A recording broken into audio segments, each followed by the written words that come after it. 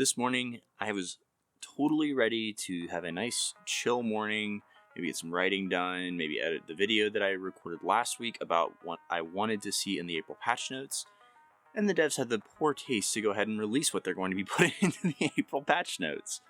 Now, I don't know if I'm going to be able to get this video out today, so this is not going to be a full in-depth review of the patch, like kind of a line by line. I'm sure Benzie or Gigaforta or Rambo or Damon Zell or any of the other awesome content creators that are out there will have put out a video by the time I get this out, because my list of honeydews is quite long. But that being said, I have read through it, and I've got a couple of high-level thoughts that I think you guys will be interested in. Or if not, just pretend like you are. Leave a nice comment or something. We'll see, but more on that in a second. Anyways, let's go ahead and start talking about this. Now, first off, I am going to go ahead and apologize for the background noise. I'm recording in the backyard. There's a busy road behind me, so hopefully it's not too bad, but I just need to get some fresh air, so sorry. Also, before we get started, I'm going to be doing a giveaway with 2 Omega combos, so be sure to leave a comment down below. I'll be selecting a random winner from that, and then I'll also be reading through and selecting a winner for what I think is going to be kind of the most insightful or interesting comment related to the balance patch as well. So be sure to leave something down below, and of course, always like and subscribe if you haven't already. Now, as we start going through this, I think it's important to realize that while this is a big patch, it is not the only thing that's coming out. The devs have said that in May they're going to be putting out some new ships, including really a focus on industry ships. So if you don't see everything you want to see in this patch, don't put down the game quite yet. Let's at least wait through May and be able to really kind of see what the full breadth of changes are going to be. Now with that, as we look through this, the first thing that the devs said is that they're redistributing some of the rigs and things like that into different regions. I don't have a problem with this. I think it's good to help balance things out in the economy, but I don't think that's the biggest issue in the economy, but here nor there. The second change, and probably one of the ones that I'm actually really excited about, is the nerf to interceptors. Now, in the video that I was kind of referencing in the intro, I had made a comment about how I feel like interceptors are obviously too powerful and they needed to give an extra mid slot to explorers. They actually needed to buff the assault frigates. And that's exactly what they're doing. So I'm kind of kicking myself for not putting this out there and then being able to say, hey, look what I said. But either way, I think that's going to be a great change. I think interceptors are fantastic ships, but they're a little too fantastic. So I'm not surprised to see this. I don't think anybody is really surprised to see this. The next change is the shield field, and if you've been playing EVE Echoes for any amount of time, especially as a large fleet battle, or in a large fleet battle, you'll know that the shield field is really the meta.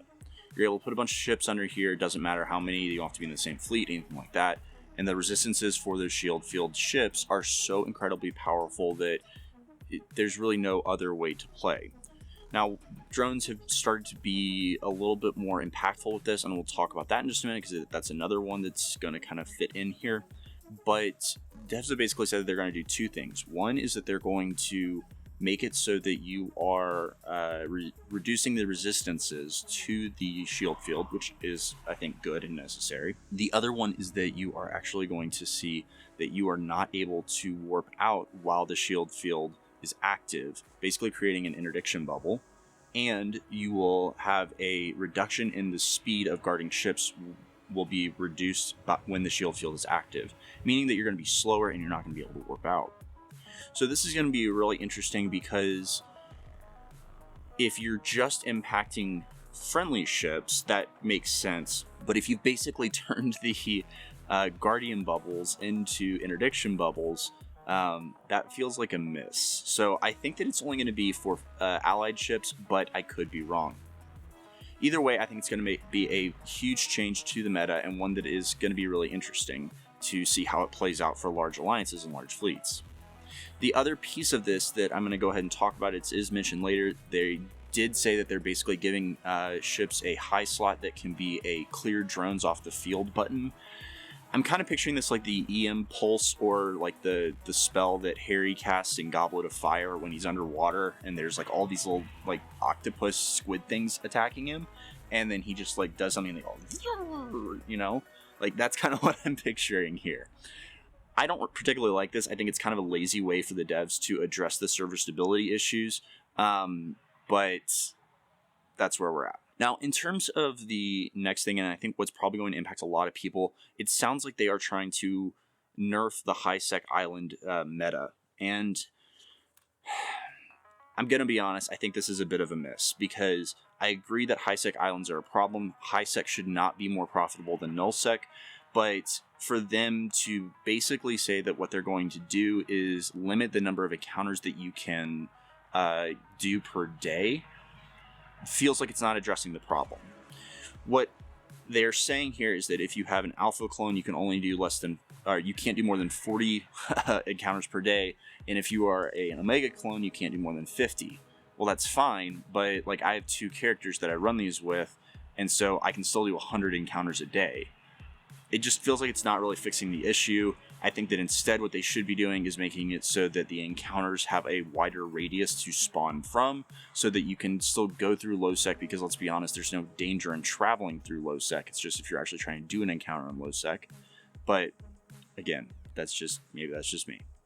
Also, I did think it was kind of funny that they phrased this in such a way that it was, we're doing this for your health. It's bad for you to be playing this much. Like, I don't know. I got a kick out of that. But one thing that they are doing that I think is actually really good is that they are doing this combat commendation. And basically, it's a bonus to the ISK that you would get from bounty ticks. I'm not sure if it's going to be like, hey, I want to get my full day's worth of bounty ticks doubled, or if it's just, hey, this one tick I want to be doubled. Either way, it's a way to help incentivize players to rat and null and to be able to get those bounties.